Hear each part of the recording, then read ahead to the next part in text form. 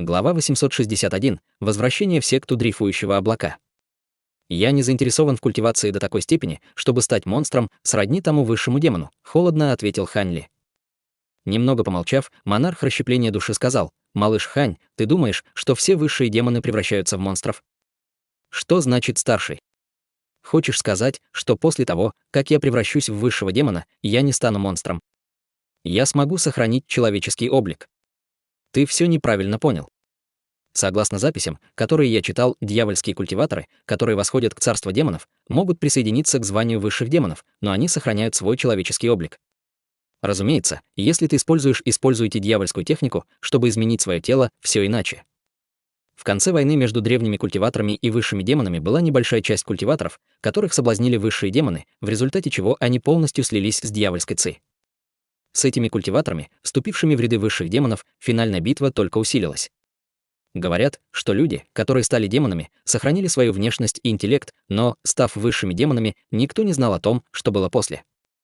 Это положило начало легенде о том, что люди, которые культивировали техники высших демонов до своего пика, возносились в царство высших демонов. Есть два типа высших демонов, которые могут принимать фантастические и ужасающие формы. Одним из типов являются пиковые существа, которые пришли из царства высших демонов, известные как божественные предки. Этих демонов немного, но каждый из них невероятно свиреп. Было даже несколько культиваторов, которые практиковали искусство высших демонов и неоднократно обращались к божественным предкам, чтобы взять их дьявольскую ци для их культивации. Другой вид — это кланы демонов из нашего мира смертных, которые культивировали дьявольское искусство и возносились в царство высших демонов. Изначально демоны не были людьми, поэтому их формы высшего демона так безобразны. Услышав это, Хань Ли удивился: кланы демонов? Как это возможно? Как может, монарх расщепления души лениво перебил его? Как они могут культивировать искусство высших демонов, да? Не спрашивай меня об этом, я сам в этом не уверен. Записи, которые я читал, мельком касались этого. Но хотя подробности мне неизвестны, кажется, что древние демоны связались с высшими демонами, по-видимому, намного раньше, чем люди. Тем не менее, я встретил нескольких высокоранговых членов клана демонов, и они на самом деле не культивировали никаких дьявольских искусств, и их тело не испускали никакой дьявольской ци. Возможно, ты найдешь ответ в империи Цзинь. Если бы в каком-то месте и есть древние записи о дьявольских культиваторах, то только там. Лицо Хань Ли дрогнуло, и он подумал достать священную первородную пластинку, которая была наследием кланов демонов. В ней описывалось искусство культивации трехглавого, шестирукого демона, которое имело поразительное сходство с двуглавым четырехруким обликом высшего демона. Неужели они как-то связаны между собой? Немного помолчав, Хань Ли невольно рассмеялся. Даже если у клана демонов и высших демонов была какая-то скрытая связь или секрет, он не мог тратить время на его поиски. Лучше было оставить эти вопросы тем, кому было это интересно.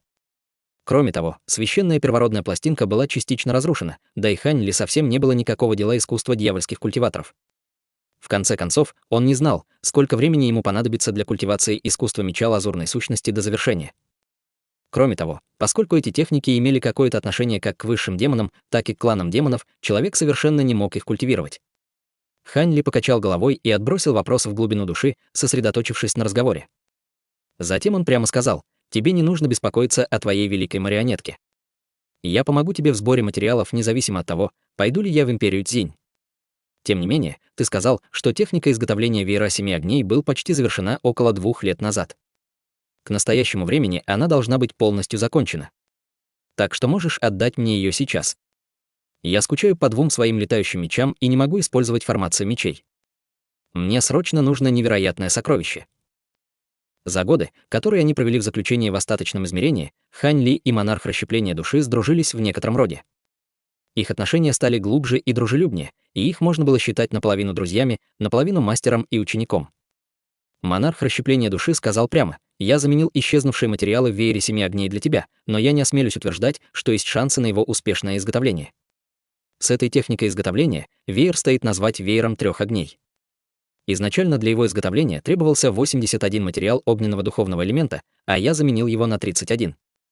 Разумеется, его мощь уменьшится более чем наполовину. Неважно, уменьшится ли его сила. Если божественные и духовные сокровища такие мощные, как говорится в легендах, то обычные культиваторы не смогут противостоять даже вееру 3 огней». «Очень хорошо», — равнодушно сказал монарх расщепления души. Посмотри внимательно, я поместил технику его создания на нефритовую пластинку. Тем не менее, есть еще много материалов, которые трудно найти. Я думаю, что изготовление этого веера обойдется тебе дорого.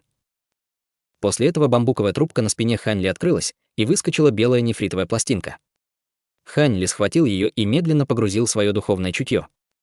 Прочитав ее общее содержание, он неосознанно нахмурился.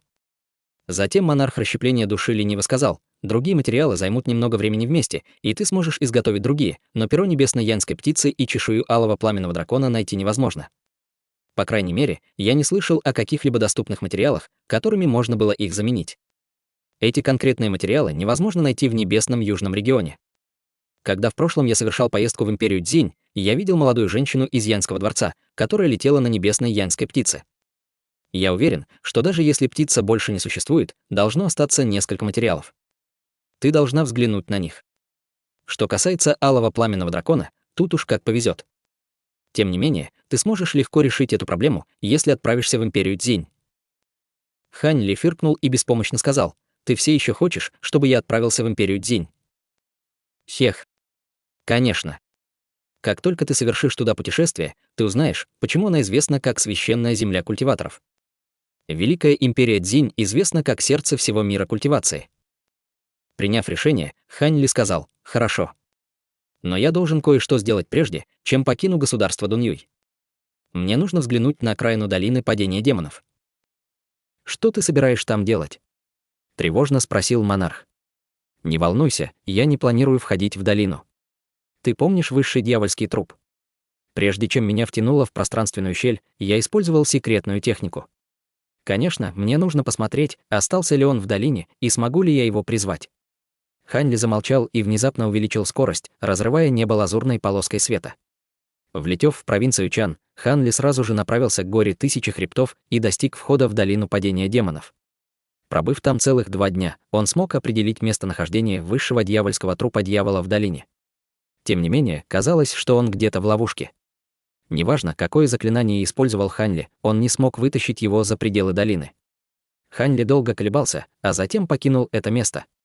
Похоже, ему придется подождать, пока долина падения демонов откроется снова, чтобы он смог забрать свою трупную марионетку, учитывая, что она выжила на протяжении многих лет. 2 месяца спустя Ханли вновь появился в окрестностях гор мечтательных облаков. Приблизившись к ним, его тут же встретил патруль учеников секты дрейфующего облака. Они разволновались при появлении Ханли, и они тепло приветствовали его, а затем послали голосовое сообщение 2 старейшинам сект. Вскоре после этого все ученики из секты дрейфующего облака появились и поприветствовали Ханли как прославленного великого старейшину секты.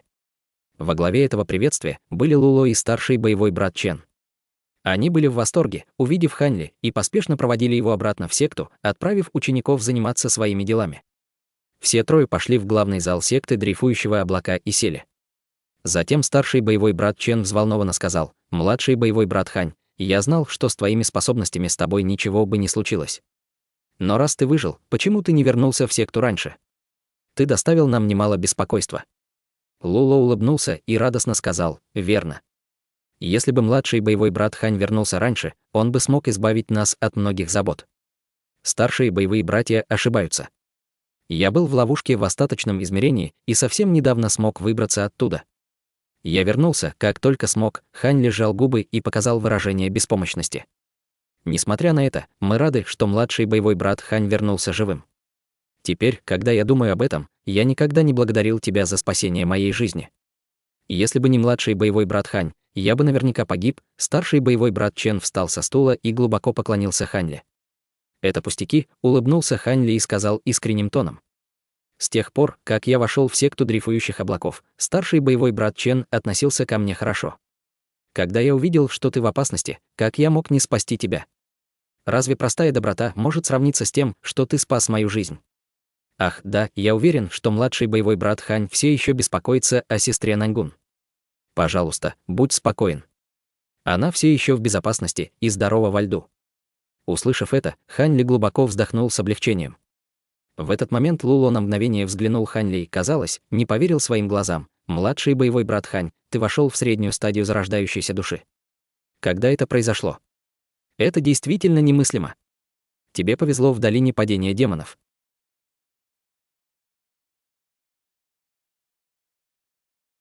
Глава 862. Укрепление ядра. Когда старший боевой брат Чен услышал Луло, он был ошеломлен. Он поспешно исследовал внутреннюю ци Ханьли своим духовным чувством и увидел, что Ханьли действительно вошел в среднюю стадию зарождающейся души. Это повергло его в шок. «Я знал, что с твоим умом ты бы быстро догадаешься об этом. Мне действительно повезло в долине падения демонов, и я горько культивировал, чтобы перейти на следующую стадию. В результате я смог войти в среднюю стадию зарождающейся души за такой короткий промежуток времени, который я сам не ожидал. Но если бы я не знал, что вы двое защищаете Ванер, я бы провел долгие годы в ловушке остаточного измерения с беспокойством в голове, что не позволило бы мне хорошо культивировать. Мой прогресс во многом благодаря вам двоим». Затем Ханьли поблагодарил своих старших боевых братьев. «Да что ты такое говоришь? Раз я названный брат сестры Наньгун, вполне естественно, что я присматриваю за ней. И мы сделали не так много, как бы нам хотелось. К нашему стыду, она все еще в ледяной ловушке. Младший боевой брат Хан достиг средней стадии зарождающейся души менее чем за 300 лет культивации. Эта новость сотрясет весь небесный южный регион. Не говоря уже о поздней стадии зарождающейся души, весьма вероятно, что младший боевой брат Хань сможет достичь стадии божественной трансформации». Слова Луло были наполнены восхищением. В истории было всего несколько персонажей, которые прогрессировали с той же скоростью, что и Ханьли. Скорость культивации на этом уровне больше не имела никакого отношения к способностям и, скорее всего, была связана с удачей или судьбой. Конечно, Ханьли просто ответил несколькими скромными словами, а затем сменил тему и спросил о том, что произошло после того, как он исчез в долине падения демонов. Информация, которую он получил прямо от свидетеля битвы, была намного лучше, чем информация из слухов. Когда старик услышал Ханьли, он горько улыбнулся. После того, как Ханьли поглотила пространственная щель, другой высший демон пришел ярость. Старший боевой брат Чен думал, что ему конец, как вдруг прибыли другие культиваторы. Хотя вновь прибывшие культиваторы объединились с Вейвуей, они все еще не могли справиться с двуглавым четырехруким высшим демоном. Но как раз в тот момент, когда у культиваторов возникла кризисная ситуация, прибыли Маулани. Объединив силы, они поймали демона в ловушку. В последовавшей битве воительница Ле призвала священную птицу Мауланей, и они смогли нанести тяжелое ранение демону. Мауланский божественный мудрец Чжун смог отрубить ему голову, но демону все равно удалось сбежать. Однако в этой битве погибло много культиваторов зарождающейся души. Старшая боевая сестра Наньгун Ван, в частности, пострадала в последней битве с высшим демоном. Он превратил ее тело и зарождающуюся душу в пепел своим черным дьявольским пламенем. Предку Линху повезло чуть больше. Хотя его тело было уничтожено, его зарождающейся душе удалось выжить. Но больше всех не повезло старейшине Чжуну из секты Духовного Призрака, чью душу высший демон просто сожрал. В результате все культиваторы секты Духовного Призрака, вошедшие в долину, погибли, за исключением нескольких культиваторов в стадии формирования ядра, что поразило всех. Остальные события были описаны точно так, как говорил Хуан Юаньмин. Согласно древним источникам, демоны не могли долго оставаться в мире смертных, и никто не рисковал их преследовать. Но вопреки всем ожиданиям демон сумел остаться в этом мире благодаря какой-то неизвестной технике и продолжил кровавую бойню в небесном южном регионе, убивая культиваторов и пожирая их зарождающиеся души. Культиваторы пришли в ярость и больше не могли это терпеть, организовав охоту на него. Услышав это, Ханьли нахмурился и сказал: «Я слышал несколько слухов относительно битвы охотничьего отряда с демоном. Но правда ли, что двое великих культиваторов и мауланский божественный мудрец не смогли убить демона? Учитывая твою личность, ты должен знать правду о этом». С этими словами выражение лица Ханьли стало мрачным. «Мы не участвовали в кампании против демона, но согласно информации, которую прислал Альянс, высший демон получил тяжелые, опасные для жизни ранения, но ему все же удалось сбежать с помощью какой-то странной секретной техники. Мастер Сун Дадая и другие пытались преследовать цель уничтожить демона, но они отказались от этого на границе долины Мауланей, боясь спровоцировать парящие племена. Прошло много лет, и демона с тех пор не видели в небесном южном регионе. И учитывая, насколько спокойна долина Мауланей, если демон не погиб от своих ран, значит, он пересек долину Мауланей и отправился в империю Цзинь. Великая империя Цзинь. Ханьли был в шоке от этого. Старший боевой брат Чен и Луло увидели удивление в словах Ханьли, но они тактично отбросили тему. В конце концов, нынешние способности и культивация Ханьли были выше, чем у них, поэтому они не могли не почувствовать восхищения им. Еще немного поболтав, Ханьли в конце концов упомянул, что он нашел лекарство для Наньгун Ван в долине падения демонов и собирается попытаться снять проклятие. Они были в восторге, услышав это. Если Наньгун Ван выздоровеет, мощь их секты дрейфующего облака возрастет. Они поспешно завершили беседу и лично проводили Хань Ли в зону ограниченного доступа. Старший боевой брат Чен и Луло стояли у входа в запретную зону и лично наблюдали за тем, чтобы Хань Ли позаботился о снятии проклятой печати души. Он быстро поблагодарил их, а затем приблизился к каменным воротам. Взглянув на ворота, Хань Ли увидел, что ограничительные заклинания не были активированы с момента последнего открытия врат. Похоже, что старший боевой брат Чен и Луло использовали свое духовное чутье только для того, чтобы увидеть, как Наньгун Ван, чему Хань Ли бы доволен. По жесту заклинания серия вспышек ударила о каменную дверь, заставив ее открыться со скрипами. Затем Хань Ли тихо вошел со странным выражением на лице, после чего ворота закрылись. Комната была точно такой же, как и в прошлом. Все было совершенно чисто, потому что было наложено ограничительное заклинание, а лунные камни, встроенные в потолок, горели так же ярко. Детская форма Наньгун Ван все еще была запечатана в сверкающей ледяной глыбе с закрытыми глазами и бледным лицом. С грустью на лице Хань Ли он сделал несколько шагов к ледяной глыбе и остановился в 3 метрах. Затем он уставился на смертельно бледное лицо Наньгун Ван, и на его лице появилось сложное выражение. Спустя неизвестный промежуток времени он горько вдохнул. Затем он похлопал по сумке для хранения и вызвал в руку нефритовую коробку. Он слегка постучал по верхней части коробки другой рукой, и она внезапно распахнулась, обнажив алое ядро размером с большой палец, пульсирующее красным светом. Оно выглядело очень таинственно. Хань Ли прищурился, осматривая демоническое ядро, а затем неожиданно открыл рот и выплюнул лазурный туман на него. После этого он подбросил демоническое ядро и направил его по воздуху к глыбе льда. В этот момент он пробормотал серию заклинаний и ударил по глыбе заклинанием. Во вспышке синего света лазурный туман и демоническое ядро врезались в толстый слой льда и влетели в губы Наньгун Ван. Затем Хань Ли указал на Наньгун Ван, и она с трудом открыла рот, как марионетка, позволяя демоническому ядру влететь в ее рот. Внезапно смертельно бледное лицо Наньгун Ван засияло слабым слоем красного света, но ее глаза оставались полностью закрытыми. Хань Ли глубоко вздохнул, зная, что с этим делом нельзя спешить. Даже если демоническое ядро было действительно эффективным, проклятие не исчезло бы в течение нескольких коротких месяцев. Хань Ли остался там, несмотря ни на что, и просто стоял перед ледяной стеной, молча глядя на Наньгун Ван.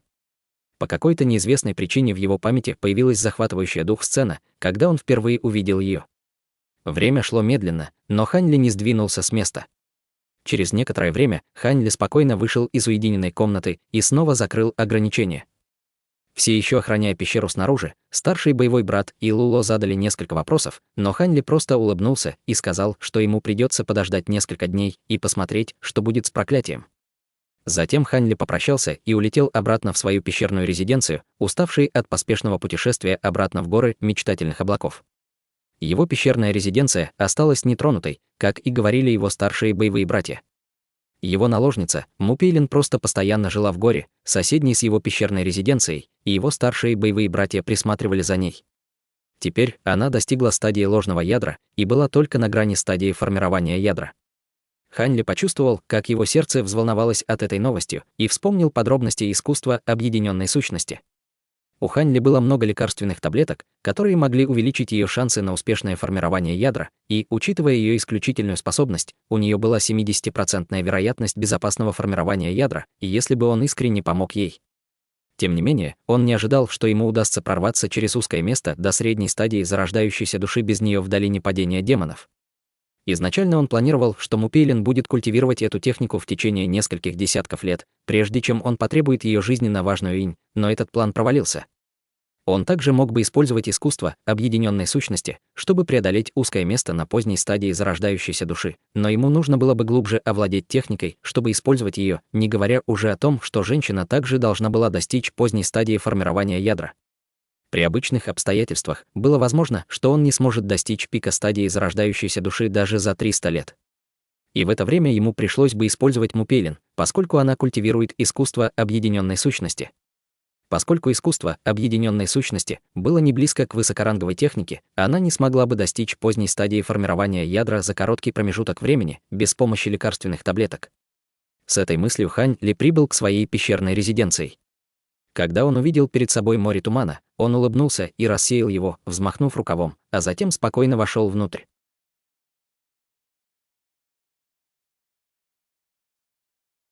Глава 863. Открытое слово. В его пещерной резиденции все было, как прежде.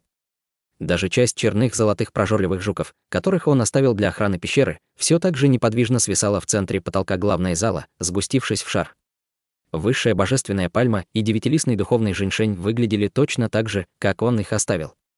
Хань Ли не особо заботился о высшей божественной пальме, поскольку не надеялся, что сможет ее оживить. Но женьшеню он придавал большое значение, так как он практически исчез во внешнем мире. Стоит сказать, что разумное духовное растение, которое даже может создавать воплощение, действительно было редким растением. Если бы не тот факт, что было слишком трудно поддерживать его без регулярного снабжения ци, Хань Ли определенно хотел бы держать его при себе. Однако, было жаль, что ни в одной из древних формул, которые он приобрел, не упоминался женьшень в качестве какого-либо ингредиента. В результате он снова отложил его на время. Большее количество насекомых он носил на себе. В частности, он носил 24 яйца шестикрылых ледяных многоножек с собой, чтобы ему не пришлось о них беспокоиться, если бы они вылупились на полпути в его путешествии на Дальний Запад. Однако он чувствовал разочарование, поскольку в течение последних 27 лет, которые он провел в пространственной щели, они все еще оставались личинками, поскольку зеленая жидкость там не действовала. Он поместил их в особую сумку для хранения духовных зверей, в которой они погрузились в глубокую спячку. Хань Ли сначала выпустил золотых прожорливых жуков в свою комнату, а затем шестикрылых ледяных многоножек в соседнюю. Затем он взял сумку для хранения духовного зверя и бросил ее в комнату. Во вспышке белого света появилось более 23-дюймовых личинок многоножки. Их тела, на которых еще не было крыльев, были белоснежные и полупрозрачные, в результате они были больше похожи на белых шелкопрядов, совершенно безвредных. Когда Хань Ли приобрел шестикрылых ледяных многоножек, он не знал, могут ли они эволюционировать с использованием радужной травы, но, к счастью, она действовала на них. Изначально он намеревался использовать ледяную ци многоножек, чтобы очистить высшее фиолетовое пламя, но после его битвы в долине падения демонов, ему в голову пришла другая мысль. Хотя золотые прожорливые жуки были грозными, им недоставало скорости. Даже после достижения последней стадии созревания, Хань Ли полагал, что их легко одолеют враги, которые двигались с быстрой скоростью. Здесь-то ему и пригодились шестикрылые ледяные многоножки. Помимо страшной ледяной ци, которую они выплевывали, их высокий рейтинг в списке экзотических насекомых был обусловлен их ненормальной скоростью. С двумя крыльями их скорость была примерно такой же, как у других духовных насекомых. С дополнительной парой крыльев их скорость значительно возросла, превосходя даже обычные магические сокровища. Но самое страшное было, когда они завершили свою третью и последнюю пару крыльев. Их скорость сразу же помещала их в тройку самых быстрых насекомых, и, как сообщалось, они были невидимы в полете и могли преодолеть 500 километров в считанные минуты. Конечно, все это только говорилось в древних записях. Даже в древние времена шестикрылые ледяные многоножки были большой редкостью, поэтому Хань Ли скептически относился к этим словам. Но даже учитывая эти рассказы, не было никаких сомнений, что они были фантастически быстрыми насекомыми. В битве против высшего демона Хань Ли довольно сильно пострадал от его странной техники движения, поэтому он и задумал о шестикрылых ледяных многоножках.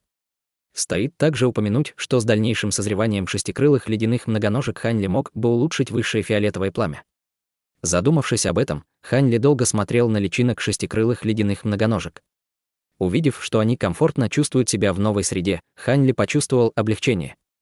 Он собирался еще раз изучить их, а затем взглянул на вход в пещерную резиденцию, изменившись в лице. Внезапно в его глазах вспыхнул свет, и, взмахнув рукавом, он вызвал серебряную луну перед собой. Му Пейлин перед воротами. «Проводи ее в зал». «Я бы хотел поговорить с ней», — угрюмо сказал Хань Ли. «Да, мастер». Серебряная луна с уважением приняла приказ и исчезла во вспышке серебряного света. Хань Ли опечатал комнаты насекомых и спокойно направился в главный зал, затем уселся в кресло и подпер подбородок рукой, глубоко задумавшись. В этот момент по коридору эхом раздались тихие шаги. Вошла серебряная луна с сияющей улыбкой, а Му Пейлин шла за ней. Му Пейлин была все так же красива, как и раньше, или даже, стоит сказать, что она стала более восхитительной, поскольку ее холодная внешность заменилась спокойствием. «Я выражаю свое почтение мастера и поздравляю вас с безопасным возвращением и культивацией», Му Пейлин поклонилась Хань Ли с улыбкой на лице, как только его увидела. Хан Плю улыбнулся и жестом предложил ей встать. «Ты поздравила меня при первой встрече. Кажется, ты уже слышала новости, но тебе не нужно быть слишком вежливой и вести себя как посторонняя». Когда ты сопровождала меня на Дальний Запад, мы вместе пережили немало трудностей. За 3 года, проведенные на Дальнем Западе, их отношения стали более тесными. Хотя нельзя сказать, что они стали очень близки, но они были намного лучше, чем раньше. Большое спасибо, мастер. Мупейлин плавно встал. Когда мы вернулись с Дальнего Запада, я не хотел расставаться с тобой, но, похоже, это было хорошее решение, поскольку ты была здесь в течение 27 лет, пока я был в ловушке. Мупейлин ответила с улыбкой: будучи наложницей моего мастера и получив от вас много доброты, куда еще я должна была пойти, если не сюда? Я не верила, что мой мастер погиб. Я не думал, что ты так уверена во мне. Однако на этот раз все было действительно опасно, и был шанс, что я не вернусь. Несмотря на это, ты с помощью духовных таблеток совершила прорыв в культивации, и твою текущую скорость культивации можно считать чрезвычайно высокой. Вскоре ты сможешь войти в стадию формирования ядра. Каковы твои шансы на успех? Услышав это, она изменилась в лице и сказала с выражением беспомощности: у меня не так много шансов. Мои шансы на успех меньше 1 из 10. Если мне повезет. Если повезет. Ханли улыбнулся ей и сказал: хе-хе, может и повезет. Я могу помочь тебе с формированием ядра и увеличить твои шансы на 30%. Что? Разве это возможно? Мупейлин встревожилась. Мастер, не шутите с этим. Я никогда не слышал о таких духовных таблетках во всем небесном южном регионе. Большинство духовных таблеток, которые я принимал, нет в небесном южном регионе, поэтому вполне естественно, что ты о них не слышала. Однако я могу гарантировать, что с твоей способностью и моими духовными таблетками твои шансы на формирование ядра должны составлять около 50%, спокойно сказал Ханли. Поскольку Ханли никогда не бросал слова на ветер и не преувеличивал, Мупейлин поверила ему. Немного подумав, она сказала: мастер, вы хотите сказать, что у вас есть инструкции для меня? Пожалуйста, скажите мне об этом. Ханли был несколько удивлен этим, но решил сказать прямо: помнишь соглашение, которое мы заключили, когда ты решила стать моей наложницей? Конечно. Я просила вас оставить меня в покое на 30 лет, чтобы я могла культивировать, и вы позволили мне сохранять свою жизненную инь на это время. Мупейлин покраснела, говоря это. Ханли увидел, что она ошиблась, и спокойно объяснил себе: согласованное время уже достигнуто, но тебе не нужно об этом беспокоиться. Я не буду вставлять тебе палки в колеса, поскольку ты уже на грани формирования ядра. Но есть несколько вещей, которые я должен прояснить, прежде чем ты войдешь в эту стадию. После этого ты сама решишь, что для тебя лучше. Я не хочу использовать мои духовные таблетки, чтобы ты внезапно отказались от нашей сделки и обвинили ее в внезапном изменении условий. Что это означает, мастер? Мупейлин была ошеломлена и в тревоге взглянула на Ханли. Ханли сказал со странным выражением на лице: я надеюсь, что после того, как ты сформируешь свое золотое ядро, ты откажешься от своего искусства культивации и будешь культивировать искусство совершенствовать искусство объединенной сущности. Искусство объединенной сущности. Удивилась Мупейлин. Это редкое парное искусство культивации. Когда техника культивируется до пика, и женщина теряет свою жизненную инь в объединении с мужчиной, мужчина и женщина получат много преимуществ в культивации. Выгоды от культивации второстепенны, но наиболее важным аспектом этого искусства является немыслимый эффект прорывов в узких местах. Внося ясность, я должен сказать, что эту технику культивирует женщина, но наибольшую пользу получает мужчина. Поэтому я хотел бы знать, стоит ли мне делать все возможное, чтобы помочь тебе достичь стадии формирования ядра. Поскольку я уже культивировал до средней стадии зарождающейся души, я хочу использовать эффекты искусства объединенной сущности, чтобы пробиться к поздней стадии зарождающейся души. Мне необходимо, чтобы ты культивировала эту технику до поздней стадии формирования ядра, чтобы я смог ее использовать. Если ты согласишься изменить свое искусство культивации, я продолжу предоставлять тебе духовные таблетки после того, как ты войдешь в стадию формирования ядра, чтобы ускорить твою культивацию. По крайней мере, это поможет тебе сэкономить более 100 лет горькой культивации. Разумеется, если ты не хочешь, заставлять я тебя не буду. После того, как ты войдешь в стадию формирования ядра, я сниму ограничения с твоей души, независимо от того, успешно или нет, и предоставлю тебе свободу. С тех пор между нами не будет никаких отношений. Мупейлин, услышав это, была ошеломлена. Какое-то время выражение ее лица дрожало, а сердце было в смятении.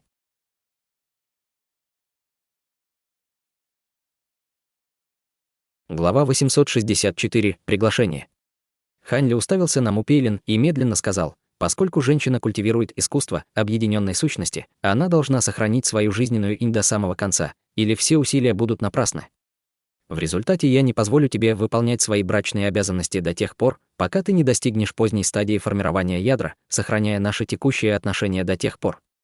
Но если ты действительно способна помочь мне в достижении поздней стадии зарождающейся души, я обещаю, что помогу тебе в формировании зарождающейся души со всей моей силой. При поддержке культиватора поздней стадии зарождающейся души формирование своей зарождающейся души будет только вопросом времени. Слова Ханьли не были притворством.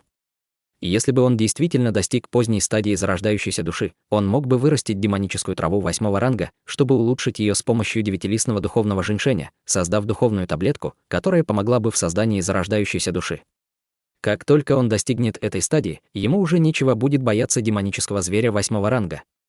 Мупейлин опустила голову и погрузилась в раздумья, а затем спросила: «Мастер, у искусства объединенной сущности есть какие-нибудь негативные последствия или особо медленная скорость культивации?» «Ни то, ни другое», — ответил Ханьли, «хотя это искусство культивации не может сравниться с мощью высокоранговым искусством, но оно все же быстрее, чем обычное. Из последствий тебе будет трудно в сражениях».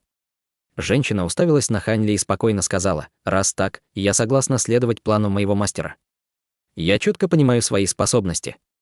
Без помощи мастера мне будет невероятно трудно успешно сформировать ядро, не говоря уже о стадии зарождающейся души.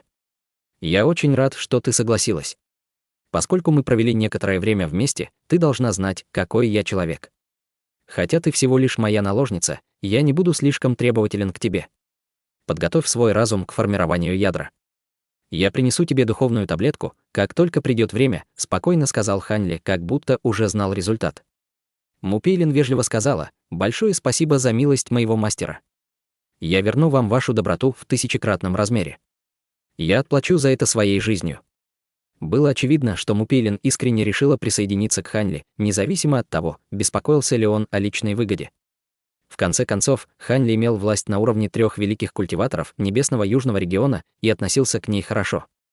Она верила, что такая хорошая возможность не выпадает дважды. Стоит сказать, что она уже поняла, что Ханьли уже относился к ней с большой благосклонностью. Без таблеток, которые Ханьли дал ей в прошлом, она не была бы на грани формирования ядра, а все еще бы была на средней стадии заложения основ. Таким образом, она согласилась на условия Ханьли без особых колебаний. Откровенные слова Ханьли еще больше сблизили их, и теперь, говоря с ним, она еще больше доверяла ему. После этого Ханьли откровенно ответил на вопросы женщины относительно формирования ядра. Мупейлин знала, что это была редкая возможность, и усердно запомнила руководство Ханьли. Примерно через полдня Мупейлин покинула главный зал, чувствуя, что она многого добилась от посещения. В частности, в указаниях Ханьли были отмечены некоторые промахи в ее культивации, и ей необходимо было должным образом компенсировать их. Ханьли не попросил ее остаться и попрощался с ней. Серебряная луна проводила ее. К тому времени, когда Серебряная луна вернулась в главный зал, Ханьли уже сидел на стуле, читая нефритовую пластинку, в которой была техника создания веера 7 огней. Серебряная луна подошла к Ханьли и спросила: «Мастер, вы действительно хотите помочь этой женщине достичь поздней стадии формирования ядра?» Ханьли убрал свое духовное чутье с нефритовой пластинки и спросил: «А что, с этим какие-то проблемы?» Взгляд Серебряной луны мелькнул, и она нерешительно сказала: «Конечно, нет. Я просто была в шоке, что мастер вместо того, чтобы взять другую женщину, которая уже была на стадии формирования ядра, в наложнице, а пошел по длинному и трудному пути. Почему вы относитесь к этой женщине с таким вниманием?» «Ничего особенного. Просто я знаю ее много лет и нахожу ее характер приемлемым и достойным моего внимания. Я также не только принял эту женщину как наложницу только ради того, чтобы помочь мне преодолеть мое будущее узкое место. Я хочу присматривать за ней как за способным подчиненным. Когда я буду находиться в уединении, понадобится человек, которому я доверяю, чтобы вести мои дела. Поскольку я старейшина секты дрейфующего облака, я не могу постоянно игнорировать секту, и Ваньер тоже не из тех, кто любит заниматься вопросами секты. Но я вижу, что эта женщина другая. Она не думает постоянно заниматься дальнейшей культивацией. Как только она достигнет определенной стадии, она будет удовлетворена и потеряет к этому интерес. Таким образом, она подходит для решения вопросов секты от моего имени». Сказав это, Ханьли сделал паузу и сказал: «Конечно, самым важным моментом в искусстве объединенной сущности является желание женщины. Если бы я не предложил высокую цену, обычные женщины на стадии формирования ядра не захотели бы отказаться от своего давнего искусства культивации ради неизвестного. А раз я помог Мупейлин культивировать до стадии формирования ядра, она определенно будет согласна на мои условия, тем более, что я предлагаю ей возможность сконденсировать зарождающуюся душу. По ее словам, вполне возможно, что она бы оставалась на средней стадии заложения основ в течение всей своей жизни без моей помощи. Поэтому мне не стыдно, если я захочу использовать ее, особенно после всех ресурсов, которые я вложил в нее. Сказав это, Ханли вздохнул, и нефритовая пластинка исчезла из его рук во вспышке света. Серебряная луна наклонила голову и сладко улыбнулась. Вот как? Об этом я не подумала. И в будущем ты тоже не будешь бездействовать, Ханли загадочно улыбнулся серебряной луне. Теперь, когда я достиг средней стадии зарождающейся души, я должен подготовиться к тому, чтобы уединиться на несколько дней и усовершенствовать небесное ледяное пламя до конца. После этого я попытаюсь понять, как открыть небесный котел. В течение этого времени я оставлю на тебя все дела в пещерной резиденции. Услышав это, серебряная луна засияла от радости. Стоит отпраздновать, что мастер наконец достиг последней стадии в усовершенствовании небесного ледяного пламени. Ах, да, это также можно считать первым шагом в открытии небесного котла, но я понятия не имею, какие существуют другие требования. Но на сегодня хватит, я устал. Ханли встал и пошел в свою спальню. Серебряная луна взглядом проводила его, затем еще на какое-то время задержалась в зале и ушла. Ночь прошла спокойно. Как только Ханли проснулся на следующий день, серебряная луна появилась перед ним и сообщила, что прибыли старший боевой брат Чен и Луло. Ханли быстро приготовился и заставил серебряную луну снять ограничения, а затем направился к воротам, чтобы поприветствовать их. После приветствия Ханли проводил их в свой главный зал, и все трое уселись в зале. Затем старший боевой брат Чен, извиняясь, сказал: «Изначально мы не намеревались беспокоить младшего боевого брата Ханя в день его отдыха, но вопрос довольно срочный, поэтому у нас не было другого выбора, кроме как поспешить. Нет необходимости, чтобы старшие боевые братья были чрезмерно вежливыми». Ханли улыбнулся и сказал небрежным тоном: «Культиваторам не нужно много времени для отдыха. Это совсем не проблема. Раз так, то мы можем вздохнуть с облегчением. Перейду сразу к делу. Секта Древнего Меча и Павильон Сотен Возможностей получили сообщение о том, что Ханли вернулся в секту, и они направили совместное приглашение с просьбой встретиться с ними. Хотя младший боевой брат Хань уже некоторое время входит в нашу секту дрейфующего облака, они все еще не видели тебя. Это хорошая возможность познакомить вас, поскольку 3 наши секты совместно развиваются. В связи с этим приглашение на завтрашнюю церемонию признания мастера магического сокровища очень актуально. Секта Сотен Возможностей пригласила нас и старейшин секты Древнего Меча засвидетельствовать это. Церемония признания мастера. С интересом сказал Ханли. Я помню, что Павильон Сотен Возможностей славился изысканностью своих сокровищ. Если они хотят, чтобы мы посетили его, это магическое сокровище должно быть совершенно необычным. В приглашении об этом ничего не говорится. Однако владелец этого сокровища – молодой ученик секты Сотен Возможностей. Я слышал, что его способности были совершенно исключительны, он вошел в стадию формирования ядра менее чем за 100 лет. Старейшины секты Сотен Возможностей возлагают большие надежды на этого ученика. Сказав это, Луло поднял руку и передал письмо, написанное золотыми словами «Ханли».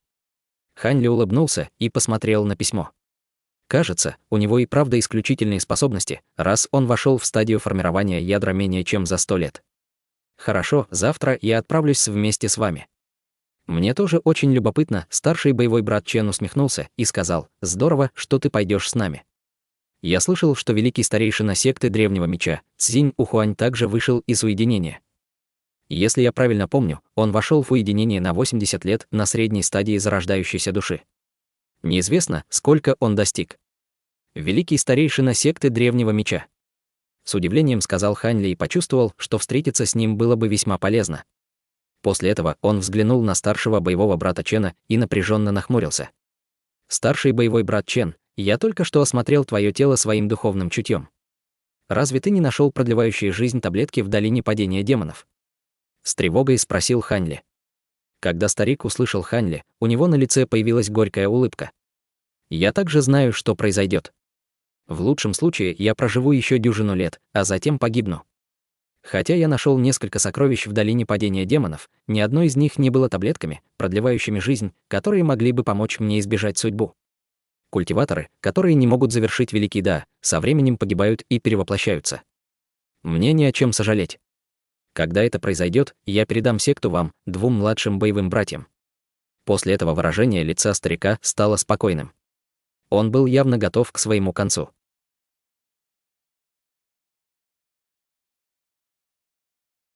Глава 865. Летающие мечи и марионетки. Хань Ли внутренне вздохнул.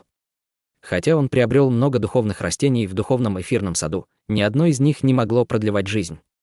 Все, что он мог сделать, это попытаться утешить его. Рано отчаиваться, старший боевой брат Чен. Возможно, через несколько лет тебе повезет. Старик покачал головой с равнодушным выражением лица. Казалось, что он уже смирился со своей возможной смертью. Хань Ли попытался сменить тему и призвал в руку нефритовую пластинку. Старшие боевые братья, я кое-что вспомнил. Хань Ли передал нефритовую пластинку старшему боевому брату Чену и сказал: «Мне нужно, чтобы ученики секты поискали эти материалы. Поскольку их довольно много, я готов заплатить за любое количество, которое они смогут приобрести. Им нужно только постараться изо всех сил. Если стоимость материала будет в пределах разумного, я готов заплатить. Ученики секты могут прийти ко мне за компенсацией. Позволь мне взглянуть». Луло с интересом взял нефритовую пластинку и погрузил в нее свое духовное чутье, а затем на его лице появилось странное выражение. «Неудивительно, что ты сказал, что им нужно только стараться изо всех сил», — удивленно сказал Луло. «Большинство материалов будет сложно найти, а некоторые существуют только в легендах. Я считаю, что большинство из них невозможно найти в небесном южном регионе». «Что? Дайте мне взглянуть то, что ты хочешь найти». Услышав это, старший боевой брат Чен очень заинтересовался содержимым пластинки и потянулся к ней. Затем он изъял из нее свое духовное чутье с удивленным выражением на лице и сказал: «Это действительно редкие материалы. Неужели младший боевой брат хочет найти их для изготовления магического сокровища?» Хань Ли улыбнулся и сказал: «Магическое сокровище». «Да, так и есть». Услышав расплывчатый ответ Хань Ли, он просто согласился на это и организовал учеников секты для поисков материалов из различных районов небесного южного региона.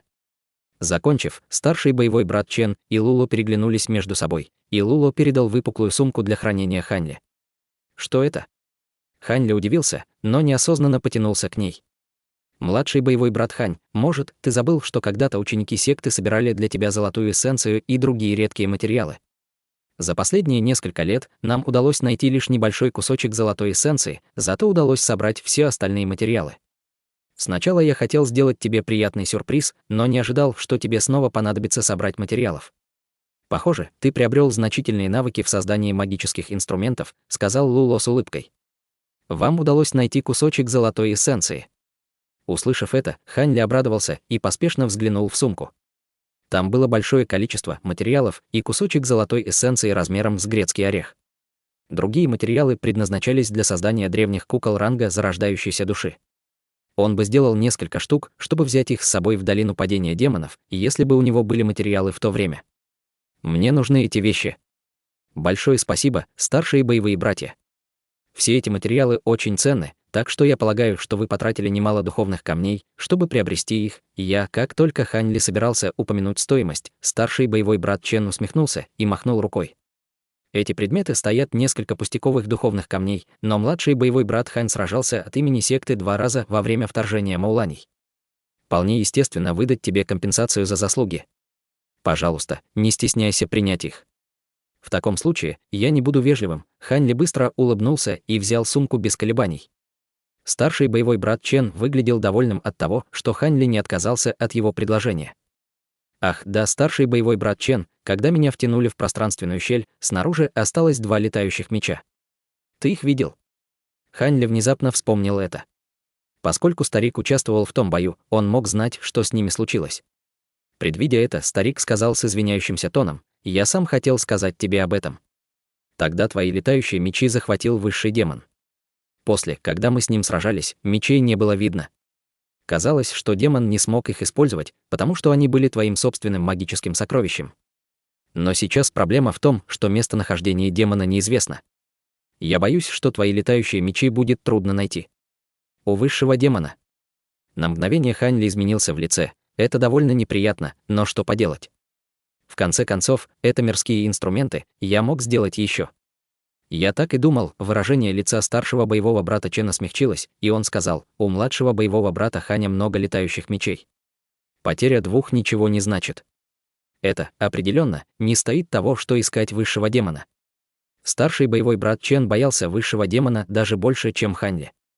Естественно, он также не хотел, чтобы что-то случилось с Хань Ли, поскольку он имел решающее значение для статуса секты дрейфующего облака в мире культивации. После этого они немного поболтали о вопросах секты, а затем старший боевой брат Чен и Лула ушли. Хань Ли проводил их и вернулся в свою пещерную резиденцию. Как только Хань Ли вернулся, серебряная луна появилась во вспышке серебряного света и радостно улыбнулась.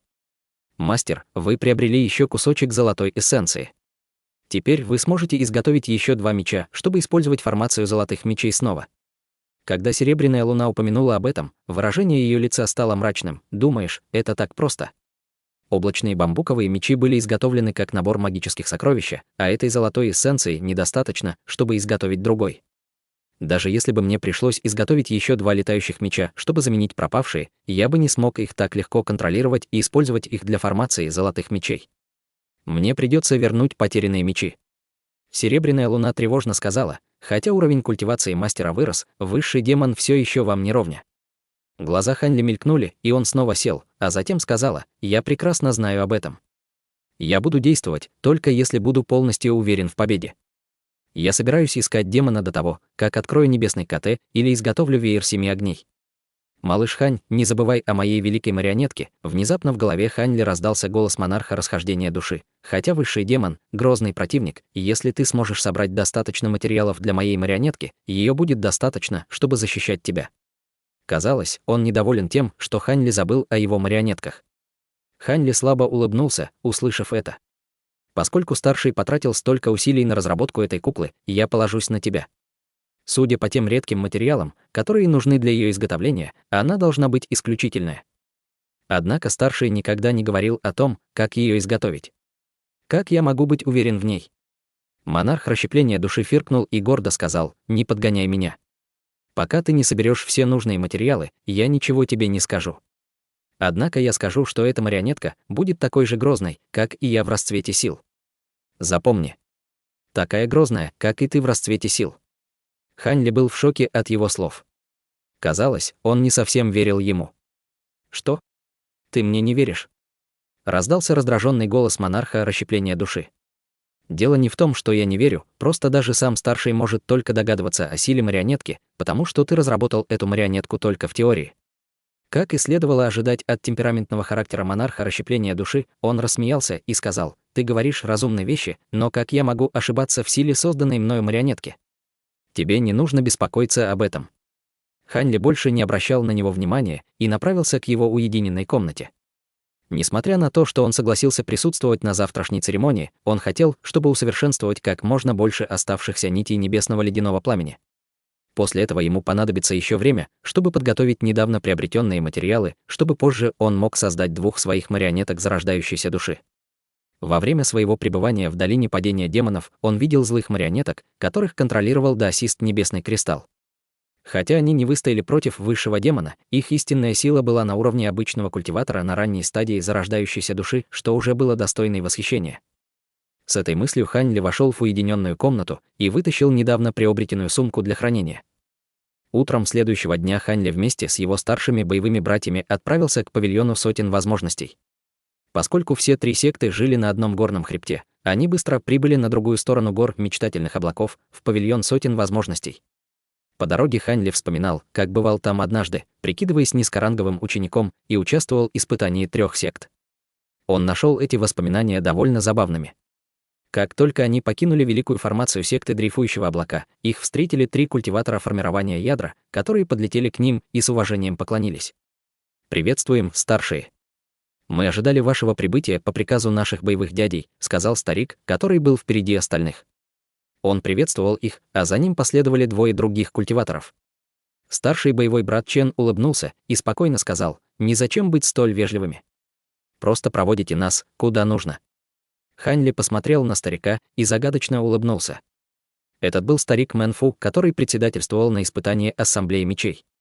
Поскольку у культиваторов была хорошая память, старик гарантированно узнал Хань Ли, но не подал виду. Он может быть только культиватором основного формирования, но его остроумие было очень увлеченным.